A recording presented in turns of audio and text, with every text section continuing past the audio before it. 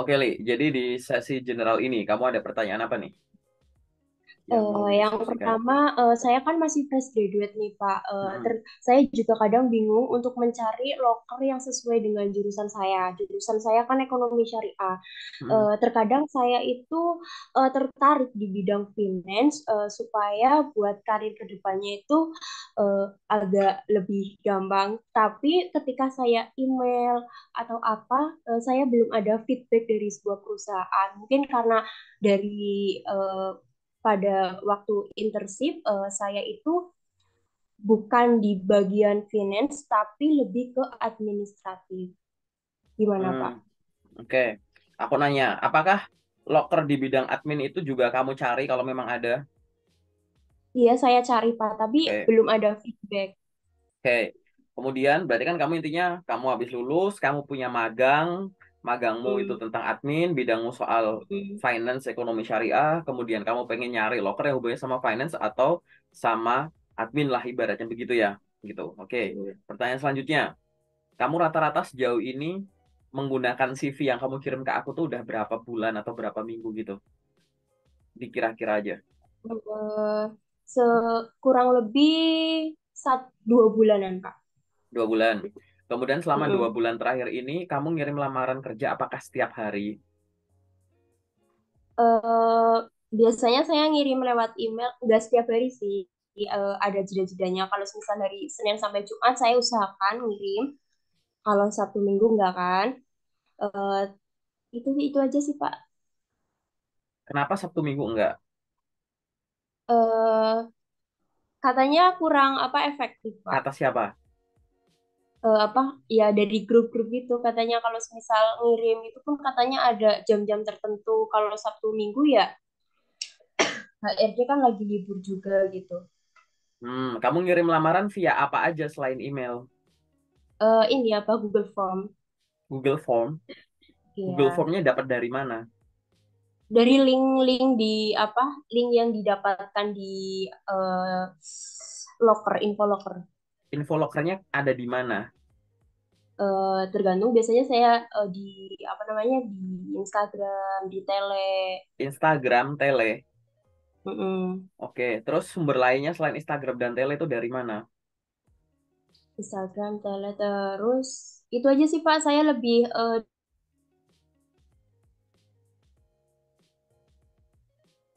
apa WhatsApp dari Bapak. Hmm, terus WhatsApp dari aku, Terus Instagram, Tele, apalagi? WhatsApp itu aja Pak. WhatsApp, Kalau Tele, WhatsApp, Telegram sama Instagram. Instagram. Udah tiga itu Mm-mm. aja. Iya. Oke, aku jawab satu. Terus lanjut ya. Kamu rata-rata sehari itu bisa ngirim berapa lamaran gitu? Berapa CV bisa kamu kirim dengan tiga sumber tadi? eh Tergantung mungkin eh, karena sebenarnya saya tertarik di bidang tambang jadi eh, saya tuh kalau misalnya kayak admin ngirimnya tuh di tambang tambang tambang tambang gitu loh Pak. Iya, fokus sama pertanyaanku. Per hari bisa berapa? Aku nggak nanya ngirimnya kemana. Tapi sehari bisa eh ngirim berapa banyak gitu. 10 atau tergantung Pak 10 atau 5 Sebut atau aja berapa. angka. 5 sampai 10 per 5 hari. 5 sampai 10 ha. Per hari. Iya. Kalau paling banyak berarti kalau seminggu kamu Sabtu Minggu enggak, berarti paling banyak seminggu bisa 5 hari kali 10 berarti 50. Atau 5 kali 5 25. Berarti per minggu antara 25 sampai 50 lamaran ibaratnya begitu ya. Mm-mm. Kalau ada hari kerja tapi tanggal merah, misalkan hari Rabu tanggal merah, kamu ngirim lamaran enggak? Enggak. Enggak. Oke. Aku jawab satu-satu ya. Satu. Boleh Pak. Kenapa kok kamu panggilan kerjanya sedikit? Terlepas dari CV-mu yang gimana-gimana, dalam tanda kutip gini, sejelek-jeleknya CV-mu, nanti aku review ibaratnya ya, gitu. Mm-mm. Faktor utamanya di sini bukan dari sisi kualitas CV-nya menurutku, gitu. Tapi dari kualitas sumber loker dan sumber ngirimnya itu cara ngirimnya. Jadi cara pakai dokumenmu. Jadi kualitas nyari info loker dan kualitas ngirim lamarannya, bukan dokumennya. Paham ya? Gitu. Apa itu yang disebut kualitasnya kayak begini? Satu, zaman sekarang aku kasih tahu dulu. job seeker, walaupun ini sebenarnya gak ada yang mewajibkan ya, tapi aku akan bilang kamu karena ada di grupku, aku wajibin kamu nyari loker itu lewat website perusahaannya juga, lewat LinkedIn juga, lewat job portal juga. Zaman sekarang nggak ada yang namanya nyari loker kok nggak lewat website perusahaannya langsung. Zaman sekarang lulusan SMA, lulusan kuliah, banyak yang punya akun Jobstreet, punya akun Glints, punya akun yang kayak begitu ya, job portal. Harusnya punya itu. Kenapa? Pada dasarnya, kayak grup WA aku nih, Telegram, Instagram, itu media repost gitu. Kalau nggak repost dari perusahaannya langsung, repost dari official websitenya perusahaannya atau official sosmednya perusahaannya, aku share ulang di situ. Ibaratnya yang di grup WA aku aja deh yang aku tahu. Itu loker-loker yang ada di WA aku, kamu bisa temukan tuh di website perusahaan, Instagramnya perusahaan, atau LinkedIn-nya perusahaan, kayak gitu. Telegram sama Instagram yang kamu bilang, aku nggak tahu nih, gitu. Apakah admin-admin Telegram atau grup WA lain mungkin kalau kamu punya melakukan hal yang sama? Apa sih resiko kalau kita cari loker dari grup reshare kayak tadi, kayak grup WA aku atau grup WA yang lain atau Telegram atau Instagram? Rentan loker palsu, oke? Jadi kalau di grup WA biasa itu akan rentan loker palsu. Karena apa? Kita sebagai yang menemukan info loker kayak begitu, kamu harus telusurin. Ini sumbernya dari mana? Kalau di grupku, ya insya Allah aman. Karena aku sendiri yang ngefilter. Membernya aku filter, lokernya aku filter. Kayak gitu. Nggak boleh asal loker. Jangan loker palsu. Loker asli di kategori tertentu nggak aku izinin diposting di grup. Tapi apakah yang di grup lain melakukan hal yang sama? Kan itu. Jadi kan kamu harus ada antisipasinya.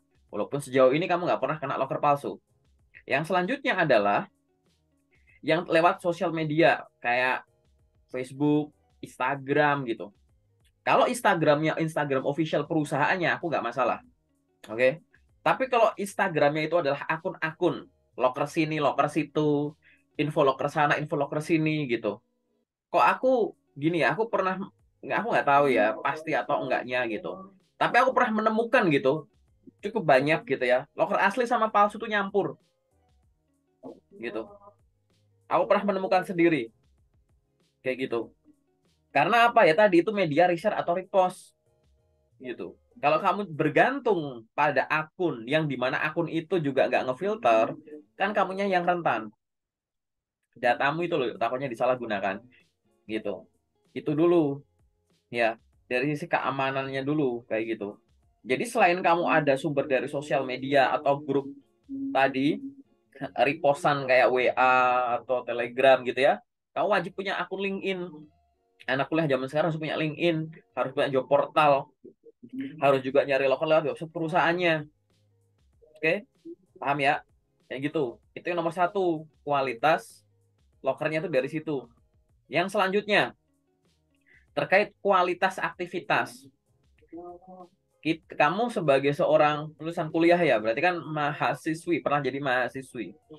Harus punya analisis yang mendalam, dalam arti gini, jangan ngirimkan lamaran di hari libur, karena HRD juga libur.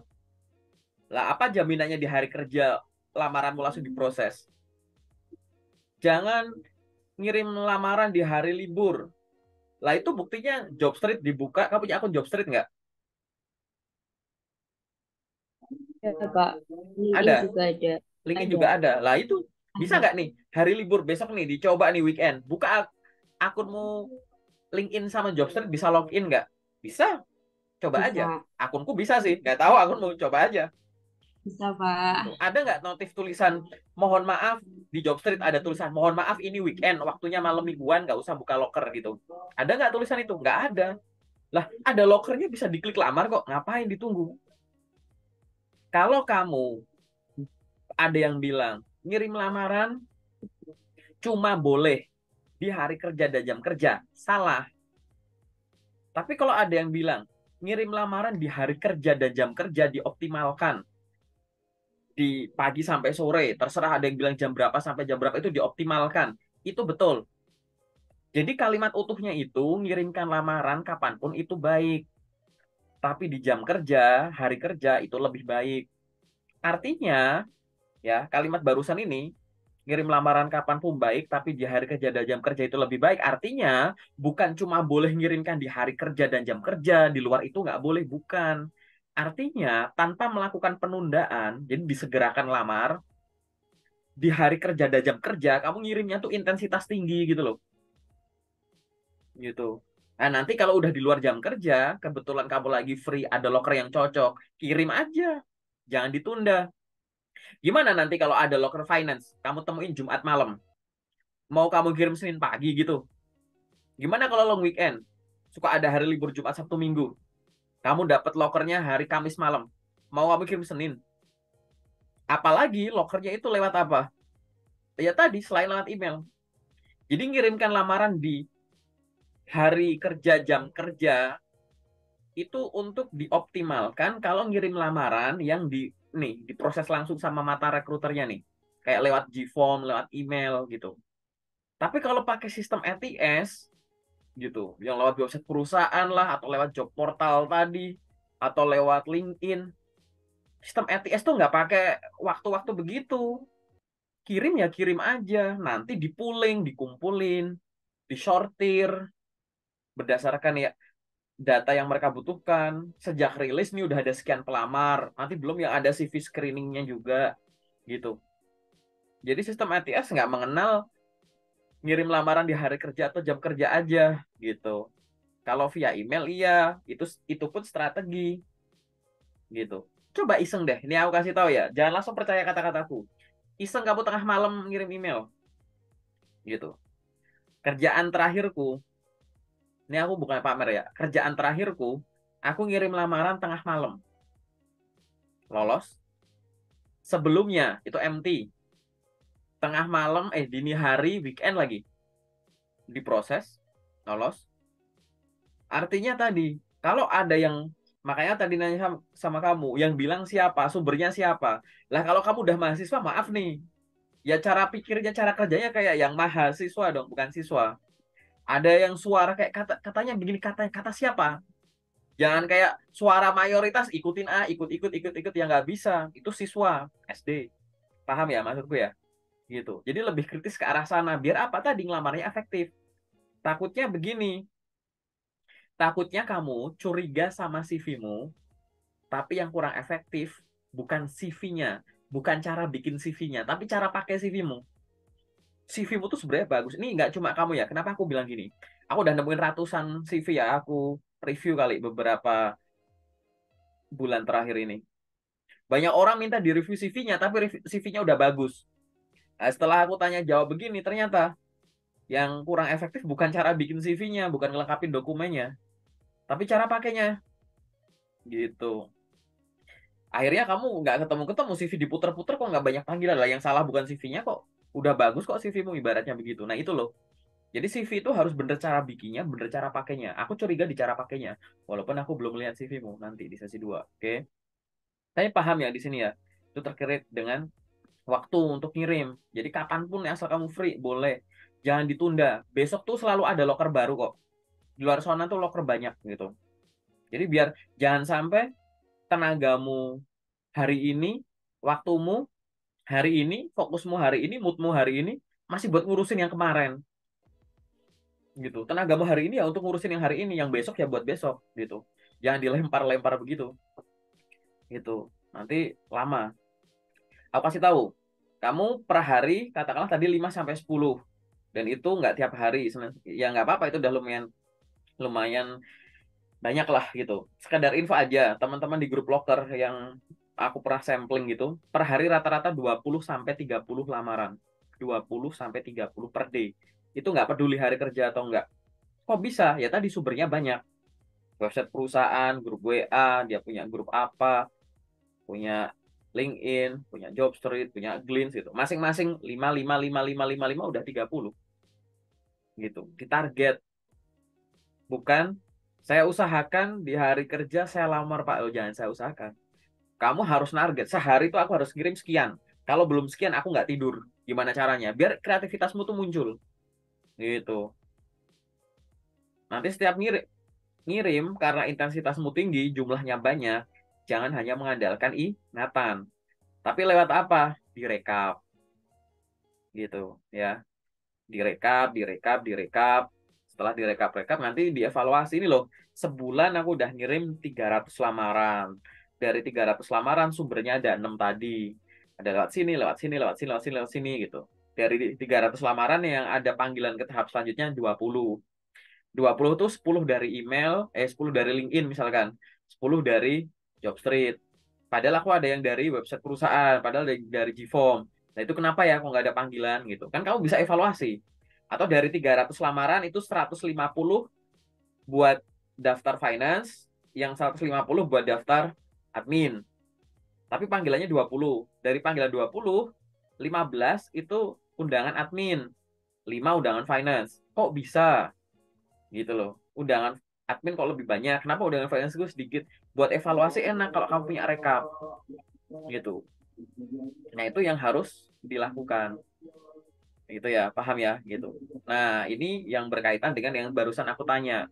Lalu apa yang harus dilakukan? Ya itu tadi, perbaiki dulu caramu cara pakainya gitu ya. Oke. Mungkin secara general jawaban itu dulu. Ada tambahan pertanyaan nggak? Atau ada pertanyaan lain boleh? Mungkin dokumen yang disukai HRD apa aja sih, Pak? Jadi begini, dokumen sebenarnya yang dikirim itu sesuai dengan yang diminta.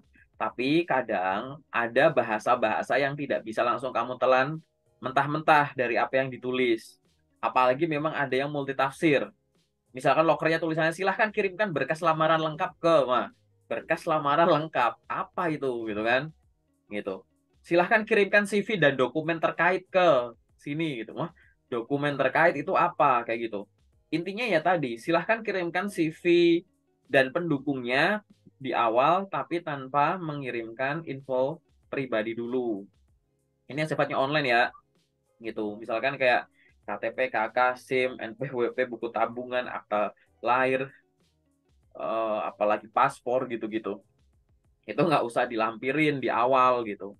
Biasanya dokumen ya macam-macam. Kalau mau yang kuat ya lamaran, CV, portofolio.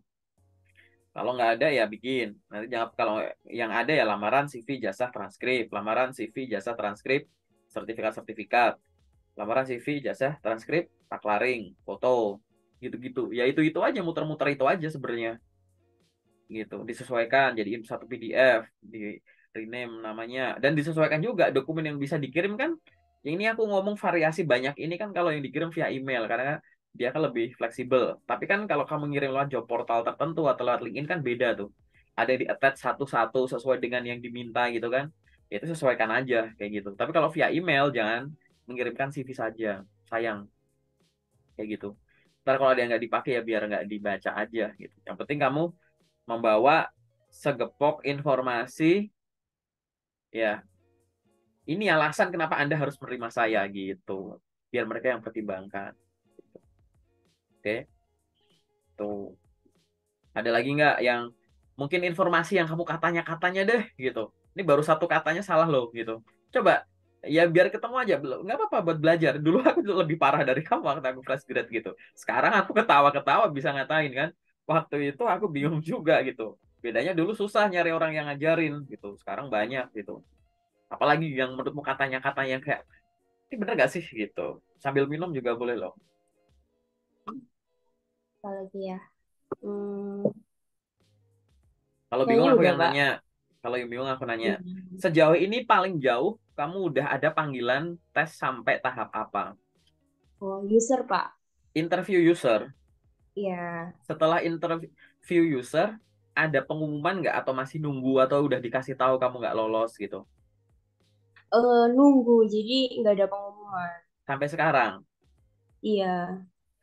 Kalau misalkan nih aku HR atau aku user ngomong, baik Ibu, demikian interview pada kesempatan hari ini. Silahkan ditunggu ya, maksimal 2 minggu ke depan nanti. Kalau lolos nanti kita kabarin, kalau enggak nanti ya nggak kita kabari dan mohon maaf Anda belum dapat bergabung di perusahaan kami gitu. Itu kamu tungguin ya berarti ya, tungguin kan, kayak gitu. Ya, Terus kalau udah 2 minggu tuh, udah 2 minggu, wah ini nggak ada kabar nih gitu. Terus kamu gimana? Ya udahlah move on gitu. berarti nggak lolos gitu. Oke, besok lagi jangan gitu. Besok lagi iseng tanya, tetap nggak Hmm. apa-apa nanya gitu. Berarti nge-follow up gitu ya Pak, nge-follow Ya, up. ya. Selalu cari kesempatan untuk follow up. Hmm. Walaupun tadi ada kesempatan untuk kayak tadi misalkan ada kalimat barusan terus kamu timpalin baik Pak atau baik Bu, terima kasih untuk kesempatannya. Mohon izin nanti saya follow up ya Bu sekitar 2 minggu kembali gitu. Boleh gitu. Mohon izin nanti saya follow up secara berkala terkait dengan hasil dari tes saya Bu. Boleh. Bahkan kadang kita nggak punya kesempatan untuk ngomong begitu. Tapi nanti kamu follow up ya boleh. Itu hak kamu. Kamu punya hak nanya. Walaupun nanti akhirnya jawabannya sama atau Hmm. bahkan dicuekin, minimal kamu nggak penasaran gitu. Hmm. Banyak orang yang salah salah apa? Salah kesimpulan. Jadi pada saat dia ngerasa, wah udah 2 minggu nih, berarti aku nggak lolos. Ternyata proses rekrutmennya tuh mundur. Banyak orang, aku nggak tahu kamu pernah nemuin belum, ada panggilan tes itu lamaran sebulan yang lalu. Ada yang lamaran 1,5 bulan atau 2 bulan yang lalu, kayak begitu. Nah ini makanya, jadi pada saat kita nggak dikabarin gitu, jangan buru-buru nyimpulin kita nggak cocok atau nggak diterima gitu. Walaupun kemungkinan itu ada, tapi kemungkinan masih diproses, kita tetap lolos juga ada. Daripada penasaran, kalau ada kesempatan nanya, nanya. Oke, itu. Terus, itu kan tahap terjauh di interview user. Lalu tahap yang kamu paling sering gagal apa menurutmu? Biasanya ini sih Pak, sampai user. Soalnya biasanya kalau misal saya ada panggilan psikotes, alhamdulillah saya lolos. Terus habis psikotes, ntar apa namanya, wawancara sama HRD.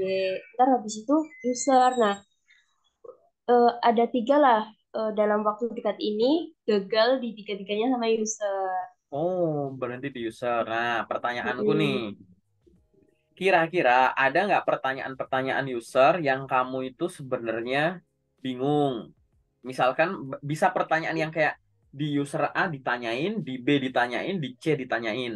Mungkin ada yang gitu. Atau kayak di masing-masing ada pertanyaan yang kayak, ah ini apa gitu. Itu untuk posisinya jadi apa ya? Admin admin campur ya? Campur Ingat ya? Pak. Campur. Yang pertama saya daftar di Shopee, Hmm. Iya, eh, oke.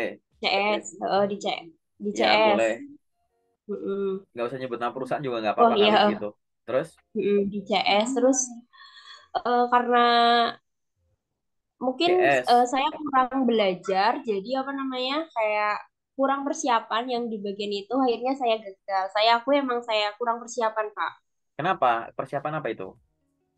Apa namanya, belajar. Pastinya kan harus belajar riset terhadap perusahaan, kayak job CS itu apa aja, kan saya harus tahu sebelum apa Nah, namanya. kamu nggak tahu sebelumnya. Kemarin belum apa namanya, kayak nggak terlalu belajar terlalu mendalam Pak. Terus apa lagi untuk posisi apa lagi yang dalam waktu dekat? Nah, kemarin cost control. Cost control. Oke, terus Ya, itu gara-gara apa eh, kira-kira? Atau ada pertanyaan apa yang kau bingung? oh pertanyaan ini terkait akuntansi. Padahal Kamu saya mm, akuntansi, terkait akuntansi kamu dari dapat mata ibu. kuliah itu. Iya, Pertanyaan itu kamu dapat mata kuliahnya dulu, dapat pelajarannya. ditanya ini tuh. Terus, Terus yang bentar. kemarin Kenapa kamu itu curiga curiga pada saat ditanya pertanyaan akuntansi itu yang bikin kamu gagal? Apa yang bikin kamu nggak pede? nggak tahu, apa namanya, saya kurang percaya diri aja Pak. Kira-kira kurang percaya diri ini pada saat itu atau kamu sering kalau pada saat interview itu nggak pede? Iya, kalau interview emang saya kurang percaya diri Pak. Oke. Terus posisi yang ketiga apa? Kemarin yang ketiga di bagian admin. Admin. Mm-mm. Itu juga ditanyai soal admin atau soal backgroundmu. Kalau kemarin mungkin apa namanya, kegagalan saya di tes lapangan Pak. Tes lapangan. Kenapa sama tes lapangan? apa Excelnya mungkin saya kurang ada yang salah gitu Pak. Excel. Kurang teliti. Oke. Oke, kita simpulin dulu ya. Aku kasih tips singkat gitu. Saat kamu sering gagal di interview user, yang harus dilakukan itu adalah menguasai bidang-bidang teknisnya, keilmuan-keilmuan, konsep-konsep yang akan diaplikasikan di posisi tersebut. Ada informasi-informasi yang harusnya tuh udah di luar kepala. Informasi-informasi apa yang udah di luar kepala? Satu, pertanyaan yang biasa muncul di suatu interview. Kamu harus latihan. Interview itu nggak bisa kamu nggak latihan. Latihannya ya latihan baca, nonton, dan praktek gitu.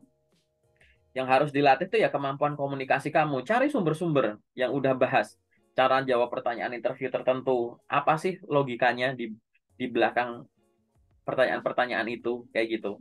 Yang berkaitan dengan posisi yang kamu lamar gitu. Dari channel YouTube-ku bisa buka playlist, terus buka playlist judulnya tes interview, itu aku campur tuh interview HR sama user di situ. Jadi harus familiar dengan pertanyaan interview. Yang kedua, familiar dengan perusahaannya, riset soal perusahaannya. Kalau kamu nggak riset, artinya kamu akan dinilai kamu tuh nggak niat. Orang kalau seneng, pengen, pasti ngejar kan ya, gitu.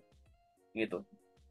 Kamu misalkan nonton film, wah suka sama karakternya, pasti kepoin tuh. Sosmednya di follow semua, gaya-gaya pakaiannya gimana, gaya dandanya gimana, di kamarmu, di galeri HP misalnya foto-foto dia dan lain-lain gitu. Gitu. Kalau suka tuh pasti ngejar. Kalau riset soal perusahaan aja malas-malasan, ini beneran pengen perusahaannya atau cuma pengen coba-coba doang gitu. Yang ketiga adalah riset soal posisi yang kamu lamar. Kamu lamar jadi CS, masa nggak riset soal CS? Itu konyol. Dan kalau kamu masih mengulangi kebiasaan itu, ya tunggu aja untuk kegagalan user selanjutnya. Karena untuk riset secara umum kan sumbernya banyak. Tugas tanggung jawabnya apa, wewenangnya apa, atasannya gimana, gaya pakainya gimana, tools-tools, alat-alat hardware software yang dipakai apa. Terus ditempelin di kamu, mana yang kamu bisa, mana yang kamu belum tahu, mana yang udah bisa tapi masih kurang terlatih, kurang mahir, mana yang perlu dipertahankan, mana yang perlu ditingkatkan, mana perlu yang harus dilatih, mana yang kamu belum tahu, belum pernah, padahal itu dibutuhkan untuk posisi itu. Gitu-gitu.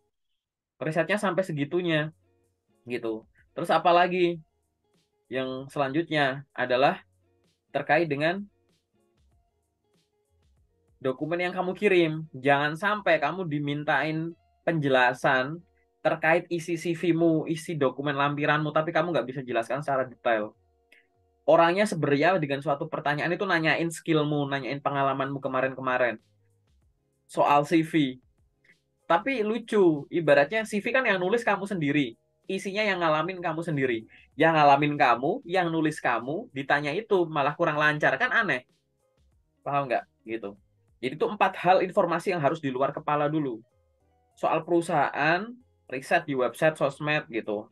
Soal posisi, soal pertanyaan interview yang biasa muncul, sama dokumen yang kamu kirim. Gitu. Itu udah di luar kepala kamu. Ibarat mau dapat undangan dadakan nih, tiba-tiba ditelepon langsung, Bu, boleh minta waktunya interview sekarang. Gitu. Itu hal-hal ini tuh harusnya udah di luar kepala kamu gitu. Ya kan? Gitu. Apalagi berhubungan dengan bidang kamu gitu. Ya. Terus selanjutnya, balik lagi tadi, udah ada masukan-masukan dari dirimu sendiri, kecurigaan kamu, mulai dari kurangnya persiapan riset soal posisi, Excel yang masih kurang lancar, terus apalagi mungkin kamu masih belum pede kalau menghadapi interview. Nah, itu kamu harus menemukan solusinya.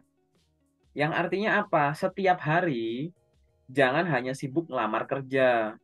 Kamu harus sibuk pengembangan diri, belajar Excel, belajar bahasa Inggris, baca buku, nonton konten, ikut webinar, dan itu setiap hari.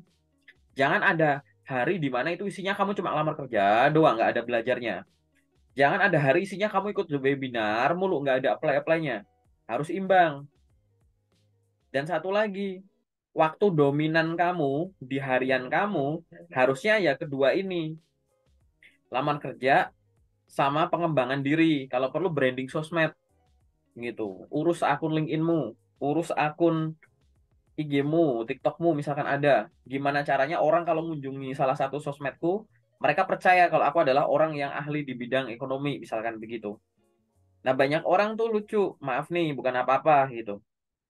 Kita pakai logika simpel lah. Kalau kamu haus, minum. Kalau lapar, makan. Kalau ngantuk, tidur. Kalau job seeker, ya nyari job. Banyak orang tuh statusnya job seeker, tapi maaf ya, disibukkan untuk hal lain gitu.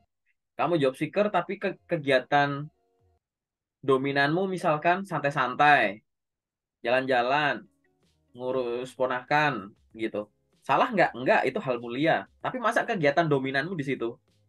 Kegiatan dominanmu buat, wah iya kak, aku maaf, aku beres-beres rumah kak. Aku jagain ponakan di rumah kak. Aku bersih-bersih rumah kak. Boleh. Tapi masa iya 24 jam? Masa iya itu kegiatan dominanmu yang kamu prioritaskan, terus kamu ngelamar kerja cuma di waktu sisa? Ya nanti kalau ada waktu sisanya sejam ya, udahlah sejam itu buat apply-apply. Salah. Apply job itu diluangkan, bukan pada saat ada waktu luang. Gitu. Makanya kamu harus punya target. Kalau udah kebiasa rutin begitu jelas, coba dilihat waktu kegiatan 24 jam kamu sekarang. Berapa jam tidur, ya kan? Berapa jam isoma, berapa jam bantu ortu, berapa jam beres-beres, berapa jam kamu me time, jalan-jalan sama temanmu, boleh. Cari waktu kosong. Oh, aku pagi ada waktu kosong sejam, siang 2 jam, sore sejam, malam sejam. Berarti berapa tuh? 5 jam. Oh, aku ada waktu kosong 5 jam per hari. Ya udah, yang pagi sama sore aku pakai buat pagi sama siang aku pakai buat apply job gitu. Sore sama malam aku pakai untuk belajar misalkan. Boleh, tapi konsisten, diluangkan, bukan pada saat ada waktu luang. Kalau nunggu waktu luang, nanti kamu nggak konsisten. Hari ini tadi bisa lamar banyak, besok dikit, besok enggak. Besok belajar banyak, besoknya belajar dikit, besoknya nggak belajar. Gitu. Keburu ada wisudawan baru nanti. Paham nggak? Gitu. Karena tadi masih ada yang dikejar. Oke, cari di mana nih belajarnya gitu. Kamu belajar Excel, buka playlistku. Ada playlist video short pendek-pendek soal Excel. Gampang gitu. Interview ada gitu. Mau diskusi di grup loker bisa, di M aku bisa, like kayak begitu.